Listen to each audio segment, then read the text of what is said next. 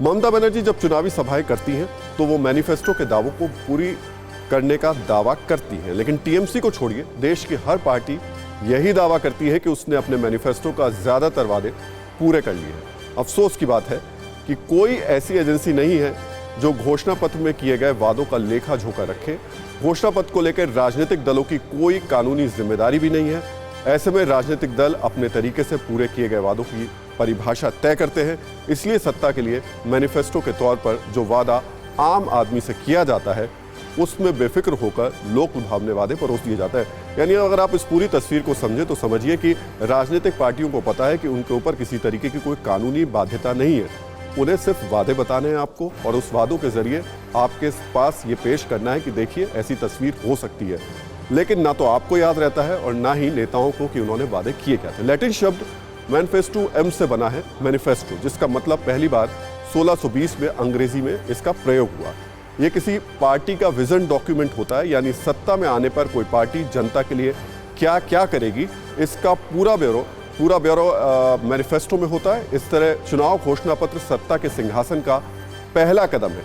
यह पार्टियों का आम वोटर से कमिटमेंट है, लेकिन सच यह है कि जो लोग घोषणा पत्र जारी करते हैं यानी नेता और जिनके लिए ये जारी होता है यानी जनता, दोनों ही वक्त के साथ मैनिफेस्टो के वादों को भूल जाते हैं। 5 महीने पहले घोषणा पत्र जारी हुआ था। हमको जानकारी उतना याद रहता है, हमको लाठी डंग चलाने से फुर्सत नहीं, याद रहता है। लाठी क्यों चलाएगा? विधायक है।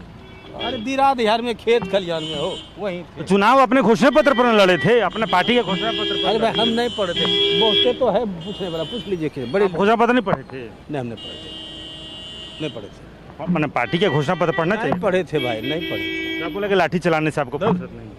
जीतन राम मांझी की पार्टी है हम, पार्टी ने भी अपना घोषणा पत्र जारी किया था कुछ महीने पहले। क्या क्या आपने वादे किए थे जनता से, कुछ याद है? कुछ ही महीने बीते हैं। देखिए, जो हम पार्टी के हमारे राष्ट्रीय अध्यक्ष हैं माननीय जीतन राम मांझी जी, वो जितना घोषणा है मैक्सिमम गरीबों के हित का ही घोषणा है। कार्य हो रहा है नहीं? क्या क्या घोषणा आपने क्या क्या की थी वो कुछ याद है? तो उनका तो हम लोगों का पार्टी है उसमें है गरीबों के लिए, जैसे गरीब लोग जो है, दलित है, महादलित है। तो नेताओं की बात आपने सुनी, अब उन लोगों की बात सुनिए जिनके लिए राजनीतिक पार्टियां मैनिफेस्टो जारी करती हैं। आम आदमी के लिए मैनिफेस्टो का महत्व क्या है, आप सुनिए। इन लोगों ने कहा तो था किसानों की आय दुगनी करेंगे, आम जनता के लिए सुविधाओं की बहुत बातें किया था, लेकिन अभी उनमें बहुत से काम होने बाकी हैं। भाजपा गवर्नमेंट में विकास तो किया ही, ऐसा कुछ नहीं, विकास बहुत अच्छा किया है। देखिए, बी ऑनेस्ट, मैं संकल्प पत्र का हर पार्टी अपना एक एजेंडा तैयार करती है 4 साल के लिए। वो पब्लिक को कुछ शो करना चाहती है, हम करेंगे, लेकिन कितने वादे पूरे होते हैं ये हर किसी को पता है। कई पार्टीज उस पर काम करती हैं, उनमें पर्टिकुलर पार्टीज जो मेन एजेंडा होते हैं उन पर काम नहीं होते हैं। जैसे मेन बात है एम्प्लॉयमेंट। अभी आप देख लो कितना आदमी बेरोजगार घर बैठा हुआ है, ऑप्शन नहीं है उनके पास, जॉब्स वगैरह नहीं है। सत्ता पक्ष ने तमाम वादे किए थे, उसमें सबसे प्रमुख तो विकास का ही था। विकास पे लेकर के तमाम जो है योजनाएं, कार्रवाई जो है चल रही है और कहीं कहीं दिख भी रही है।